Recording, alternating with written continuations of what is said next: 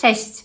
Witam się z Wami bardzo serdecznie i zapraszam na dzisiejszy filmik. Będzie to filmik pogadankowy, do którego zainspirowało mnie pytanie, komentarz pod jednym z pierwszych vlogów, a mianowicie zainteresowało Was, jak to jest z językiem u nas w domu, a dokładnie, jakim językiem posługuje się rozmawiając z dziećmi, jakim językiem posługuje się rozmawiając z mężem, jaki język w domu u nas dominuje, czy jest to polski, turecki, a może jeszcze jakiś inny język. Więc zapraszam na dzisiejszy filmik, zapraszam na dzisiejsze Coffee Talks, czyli na rozmowę przy kawie. Mam nadzieję, że odpowiem na pytanie, które Was nurtuje. No i co? I zapraszam. I jeszcze kto nie subskrybuje kanału, zachęcam do subskrybowania. Brakuje mi naprawdę niewiele do 1000 subskrybentów, więc kto jeszcze tego nie robi, serdecznie zachęcam, zapraszam. No i co? Usiądźmy wygodnie i zaczynamy. No to słuchajcie, zaczynamy.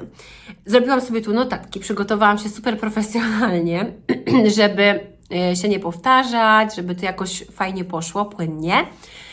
Bo jak ja zacznę gadać i się rozgadam, to naprawdę potrafię gadać, a też nie chcę takich filmików, zarzucać Was takimi filmikami, które będą trwały po 40-50 minut, czy nawet godzinę. Naprawdę mam możliwości, żeby tak gadać, żeby tyle mówić. Ale jak mam jakiś tam plan, będę jakby posługiwać się tym planem, postępować według niego, wtedy pójdzie mi znacznie płynniej i będę się pilnować, spinać, żeby Was tu nie zanudzać. Zaczynamy.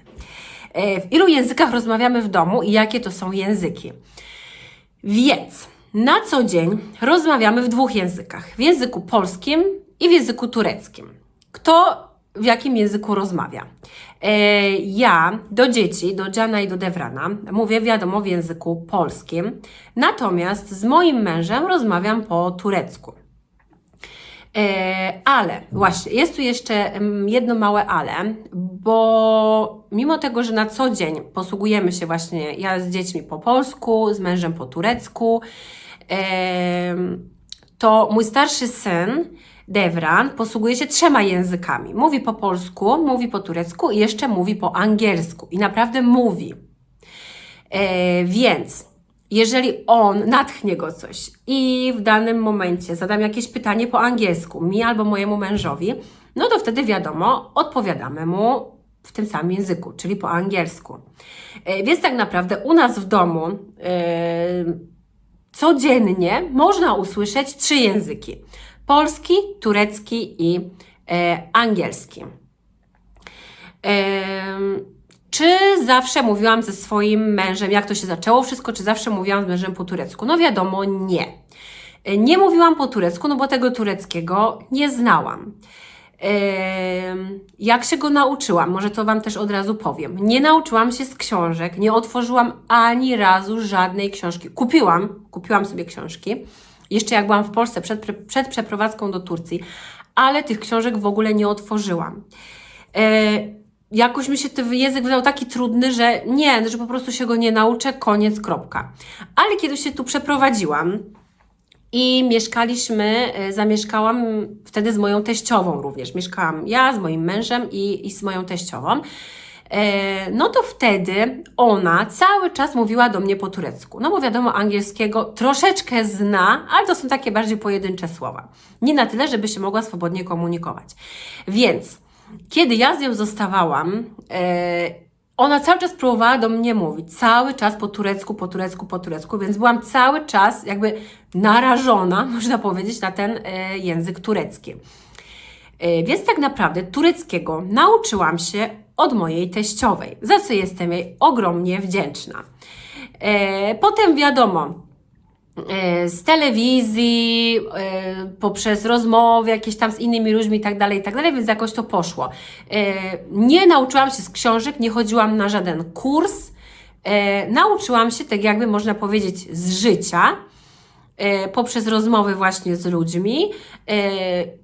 I jakby ktoś się pytał, to powiem od razu, wiadomo, w mowie, turecki w piśmie, jak najbardziej też umiem i czytam po turecku, także nie ma z tym żadnego problemu. Więc na początku z moim mężem rozmawialiśmy po angielsku, z czasem, kiedy już nauczyłam się tureckiego, zaczęliśmy rozmawiać po turecku i w tym momencie, przepraszam, w domu rozmawiam z moim mężem tylko i wyłącznie po turecku. Co robię, kiedy jest jakieś słowo, którego nie znam? To znaczy chcę coś na przykład wytłumaczyć, ale nie znam tego słowa, nie wiem, bo wiadomo, że jest jakieś, nie wiem, trudniejsze słowo z jakiejś tam konkretnej dziedziny i tak dalej. No to wtedy moim tak jakby pierwszym wyjściem jest to, że tłumaczę, o co mi chodzi po turecku. Tak jakby opisuję dane słowo po turecku. I kontynuujemy. Musiałam coś przerwać, bo mi coś przeszkodziło. Więc tak, z mężem najpierw rozmawiałam po angielsku, kiedy to były początki w Turcji, no ale potem, kiedy już się nauczyłam tureckiego, no to tylko turecki i nic więcej. Czy zdarza się nam mieszać językiem? To znaczy, czy na przykład mówiąc coś, zdarza mi się wtrącić jakieś słówko z innego języka? Nie. Jeżeli rozmawiam z moim mężem po turecku, to tylko po turecku. Nie mieszam języków, nie robię jakichś wstawek, nie. Z chłopakami, z Janem i z Devranem rozmawiam po polsku, w domu rozmawiam z nimi, można powiedzieć, full po polsku. Kiedy jesteśmy gdzieś na zewnątrz i tak dalej, również rozmawiam z nimi po polsku, chociaż tutaj są małe wyjątki, bo kiedy na przykład jesteśmy gdzieś ze znajomymi, no i nie wiem, i coś tam chcę powiedzieć do dzieci, ale nie chcę, żeby to wyglądało tak, że nie wiem, że nie chcę, żeby ci znajomi nas na przykład nie zrozumieli, bo coś tam chcę, nie wiem, tajemniczego super powiedzieć dzieciom, no to nie, to wtedy mówię po turecku. Jeżeli jesteśmy tam z kimś, wiadomo, w jakiejś grupie, to wtedy zdarza mi się powiedzieć do dzieci po turecku, ale to nie zdarza się zbyt często. Przeważnie w większości jest to język polski. Mówię do nich po polsku, bo wiadomo, kto ich nauczy polskiego, jak nie ja. Jeżeli ja ich tego nie nauczę, to nie będą mówić po polsku, co by było, uważam, moją porażką wychowawczą, ponieważ mają rodzinę w Polsce, mają dziadków w Polsce, mają ciocie, wujków, kuzynów, no są Polakami, tak? Więc powinni ten język polski znać. Więc tak jak mówię, ja do nich po polsku, mąż po turecku, Devran jeszcze po angielsku. Jan też bym chciała, żeby też mówił, posługiwał się 3 językami, żeby też znał język angielski. Ma dopiero 2 latka, więc dopiero zaczynamy naukę tego angielskiego. Mam nadzieję, że uda się nam i zakończy się też ta misja sukcesem, tak jak z Devranem. Tak jak mówiłam, z dziećmi, jak rozmawiam ze starszym, a jak z młodszym, więc i ze starszym, i z młodszym po polsku, po angielsku. Jeżeli Devran zada mi jakieś pytanie po angielsku, jeżeli od niego wyjdzie ta chęć rozmowy w języku angielskim, to wtedy rozmawiam z nim po angielsku. Z młodszym rozmawiam po polsku i po angielsku jakieś tam, wiadomo, piosenki, rymowanki i tak dalej, żeby też już powoli się ucho przyzwyczajało do tego języka angielskiego. Czy oglądamy bajki po polsku, czy czytamy książeczki po polsku? Oczywiście, że tak. Oglądamy bajki w języku polskim, oglądamy również bajki w języku angielskim, w języku tureckim, więc oglądamy w tych 3 językach, książeczki też czytamy w tych 3 językach, znaczy ja z niej po turecku nie czytam. Mój mąż z nimi czyta po turecku, ja tylko po polsku i po angielsku, jakieś tam książeczki i bajki, mój mąż po turecku i po angielsku.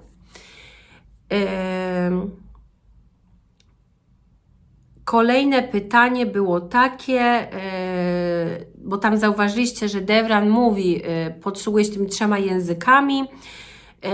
Jak mu szła nauka tych języków? Czy przyszło mu to naturalnie, czy jakoś super dodatkowo go wspieraliśmy? Nie, ja od urodzenia mówiłam do niego po polsku, tak samo zresztą do Jana od urodzenia po polsku. Mój mąż i do jednego, i do drugiego po turecku. Devran, jak się nauczył języka angielskiego? Nauczył się właśnie z piosenek, z bajek. Nie mówiłam do niego po angielsku. Mój mąż też nie mówił do niego po angielsku. Dopiero jak zauważyliśmy, że mówi, że on próbuje posługiwać się tym językiem, on się nas coś pyta w tym języku, on do nas przychodzi i coś tłumaczy w tym języku, albo na przykład podczas zabawy pokazuje tam poszczególne, nie wiem, jakieś zabawki i nazywa je po angielsku, no to my wtedy też zaczęliśmy tym językiem się posługiwać, ale to nie było tak, że to wyszło od nas. Ja zawsze miałam takie przekonanie, że polski koniecznie, turecki wiadomo i tak się nauczy, bo tutaj żyjemy, tutaj mieszkamy, pójdzie do tureckiej szkoły, więc ten tureckiego się nauczy na pewno. Ja kładłam nacisk i kładę dalej zresztą na język polski. Angielski wiedziałam, że nauczy się w szkole, albo na przykład ja go później nauczę, albo mój mąż, który właśnie jest nauczycielem angielskiego, więc w ogóle nie miałam kompletnie żadnej presji, żeby uczyć chłopaków od najmłodszych lat języka angielskiego. To samo wyszło, tak, samo z siebie wyszło. Devran po prostu był ciekawy, słuchał piosenek, tak jak mówiłam, oglądał jakieś tam bajki. Jan zresztą teraz to samo. I to jakby wyszło to od moich dzieci. Nie wyszło ode mnie, wyszło to od nich, że oni usłyszeli ten język i chcieli się uczyć. Devran zaczął mówić, no i jakoś tak to poszło, więc naprawdę teraz jest fajnie, bo widzę, że ma łatwość w posługiwaniu się i polskim, i tureckim, i angielskim. Jak chłopaki rozmawiają ze sobą? Chłopaki, Jan to znaczy jeszcze nie mówi, mówi takie pojedyncze słowa, jakieś tam zdania, nie do końca zrozumiałe, nie ma jeszcze 2 latek, więc myślę, że ma jeszcze czas. Ale słyszę, jak się bawią, czy tam na przykład jak Devran coś do niego mówi, no to Devran mówi do Jana w 3 językach. Mówi i po turecku, i po polsku, i po angielsku. Zależy, jak się mu spodoba w danym momencie. Nie wiem, to wcale nie zależy od tego, co chcę mu powiedzieć, bo nieraz słyszę, że mówi mu coś, nie wiem, na temat na przykład tam opowiada mu o zwierzątkach i mówi mu po turecku, za 2 minuty dalej o tych zwierzątkach, ale jednak już przestawił się na polski, a za chwilę słyszę, że mówi po angielsku. Także to Devran mówi do Jana w 3 językach.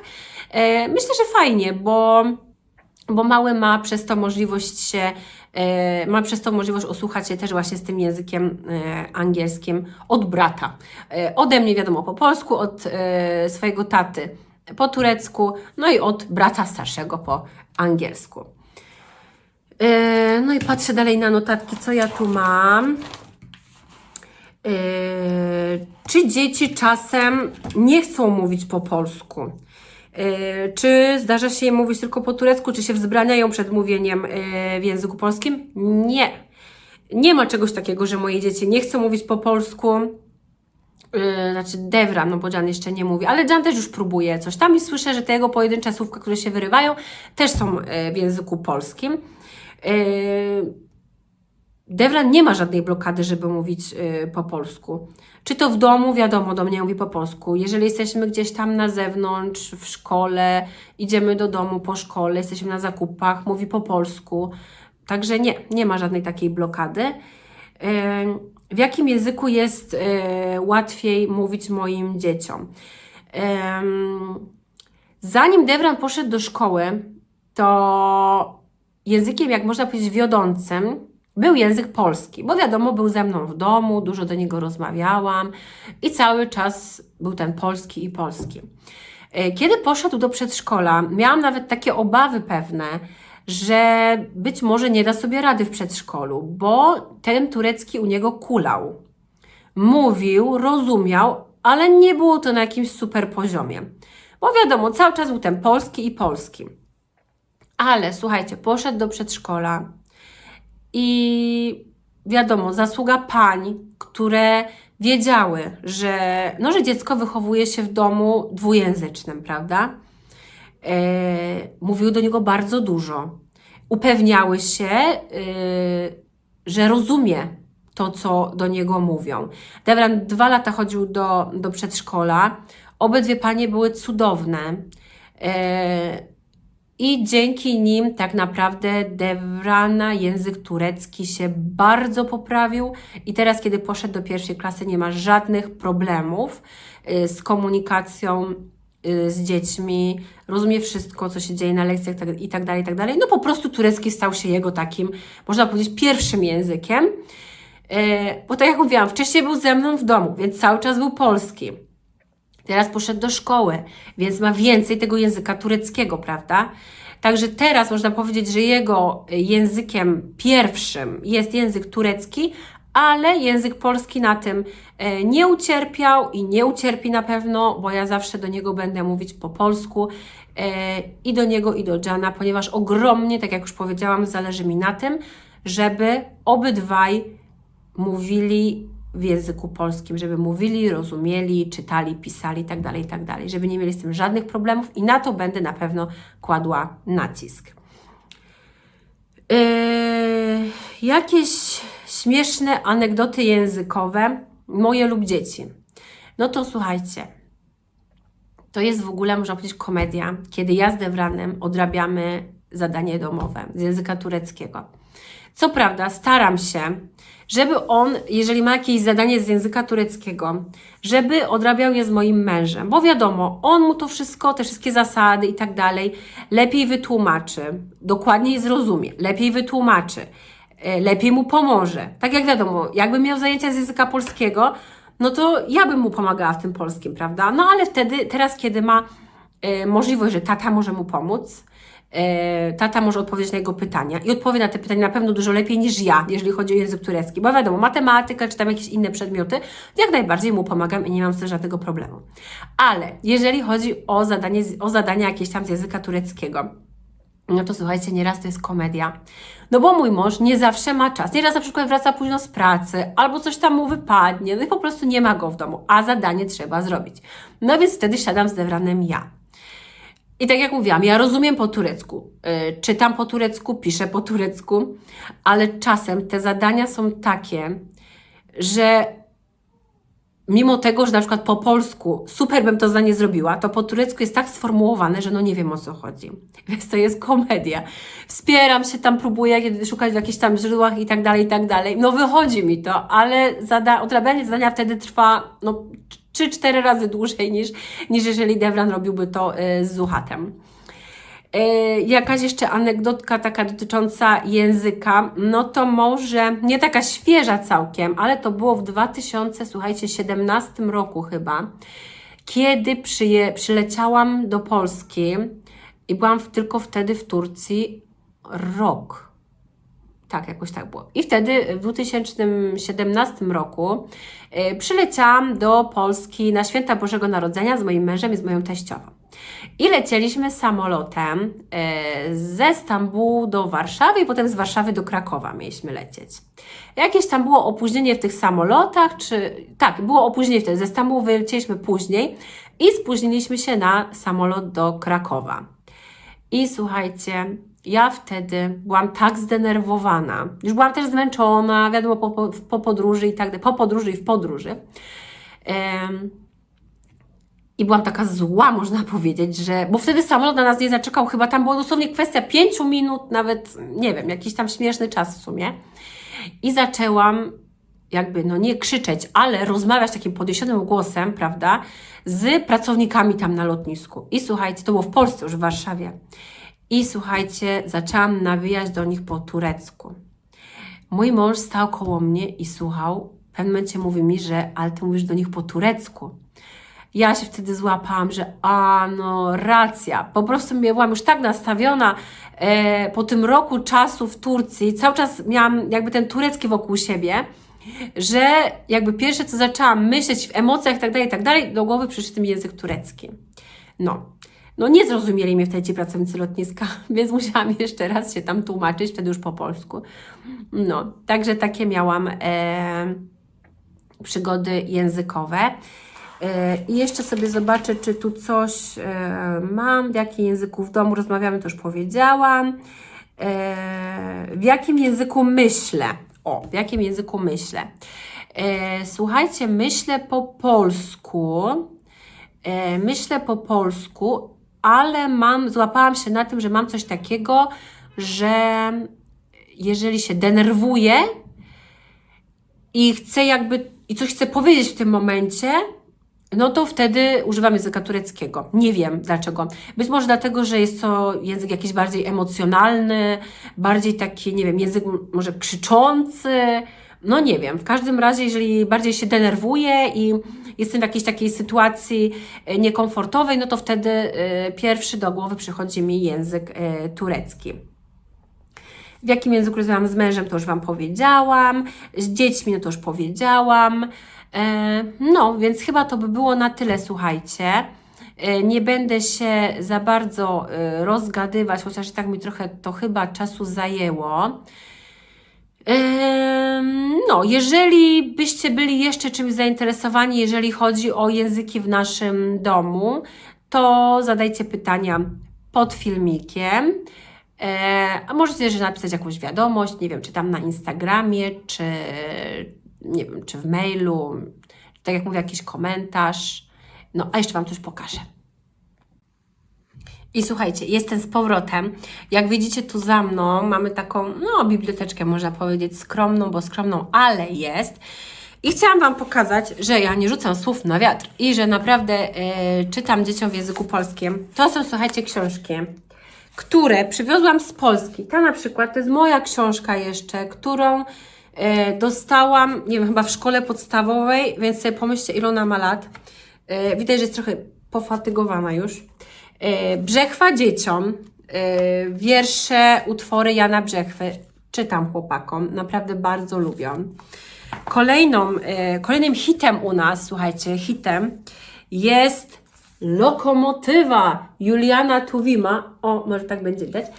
Dostałam ją od mojej przyjaciółki Joli, kiedy byłam w zeszłym roku w Polsce, kiedy byliśmy wszyscy razem. Jola podarowała tę książkę Devranowi i to był, słuchajcie, strzał w dziesiątkę, bo oprócz tego, wiadomo, Lokomotywa, dzieło, każdy na pewno zna.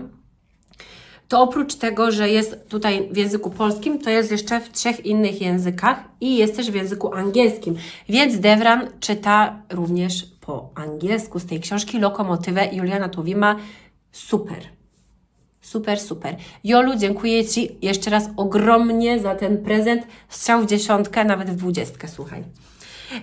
I kolejną taką pozycją można powiedzieć też, zobaczcie, najpiękniejsze baśnie Hansa Christiana Andersena, Brzydkie kaczątko, Mała syrenka, Nowe szaty cesarza. To też jest książka, którą przywiozłam z Polski dzieciakom. Też to jest moja książka. Tu się już nawet odrywa co nieco. I też czytam chłopakom właśnie z tej książki. Bardzo lubią te baśnie. Królowa Śniegu, Dziewczynka z zapałkami i tak dalej, i tak dalej. I czytam ją oczywiście po polsku. Mamy jeszcze różne, jak widzicie tutaj za mną w tej biblioteczce, książki w języku polskim. Różne opowiadania, jakieś tam wierszyki i tak dalej, i tak dalej. Dla Jana jakieś książeczki takie, wiadomo, wiecie, dla młodszych dzieci. Także, jak już powiedziałam wcześniej i teraz jeszcze chciałam Wam pokazać, książki, opowiadania w języku polskim u nas jak najbardziej w domu są i będą. Bo tak jak mówię, to jest dla mnie ogromnie ważne, wiem, że się powtarzam, ale jest to dla mnie ogromnie ważne, żeby moje dzieci znały język polski, żeby nie miały problemu dogadać się z kimkolwiek, jeżeli będą w Polsce, żeby mogły swobodnie porozmawiać z dziadkami, z kuzynami, nie wiem, żeby mogły chociaż pójść do sklepu i powiedzieć, o co im chodzi, prawda? Także polski jest u nas obecny na co dzień i obecny będzie. Więc to by było, słuchajcie, chyba na tyle, jeżeli chodzi o tę pogadankę związaną z językami w naszym domu. Dajcie znać, czy się Wam podobało. Dajcie znać, czy tak przypuszczaliście, że tymi językami posługujemy się w domu. Na poprzednim filmiku, chyba w poprzednim vlogu, tam możecie zobaczyć taki krótki fragment, kiedy Devran rozmawia z Janem po angielsku podczas zabawy. Możecie wrócić sobie do tamtego vloga. No, także mam nadzieję, że miło się Wam oglądało. Dziękuję bardzo za to, że jesteście tutaj ze mną. Dziękuję za każdy komentarz. Zaczynamy budować tutaj naprawdę super społeczność, co mi się ogromnie podoba. Liczyłam na to, że naprawdę będzie fajnie być tu na YouTubie, ale nie przypuszczałam, że aż tak fajnie, że tak fajnie będzie wchodzić z Wami w takie interakcje, prawda? No, dziękuję bardzo, naprawdę bardzo dziękuję za każdy komentarz, za każdy like, za każdą subskrypcję. No, także trzymajcie się cieplutko, a jeszcze Wam pokażę, jak się ma w domu 3 chłopów, słuchajcie, 2 synów i męża. Mam tu zeszycik, prawda, z notatkami i żeby mi się ten zeszycik nie zamykał, to proszę bardzo, zobaczcie, co sobie tu postawiłam na zeszyciku. Taka zakładeczka. No, także to by było na tyle. Moje chłopaki się już tam niecierpliwią. Dziękuję jeszcze raz za wszystko, za oglądanie. Dajcie znać, jak się Wam to podobało. Koniecznie czekam na jakiś feedback. No i do następnego. Zobaczymy, czy vlog, czy pogadanka. Być może pogadanka, znowu coś tam mnie natknie, żeby sobie zrobić kawkę i do Was tu porozmawiać. Trzymajcie się cieplutko, pozdrawiam serdecznie i do następnego. Pa, pa!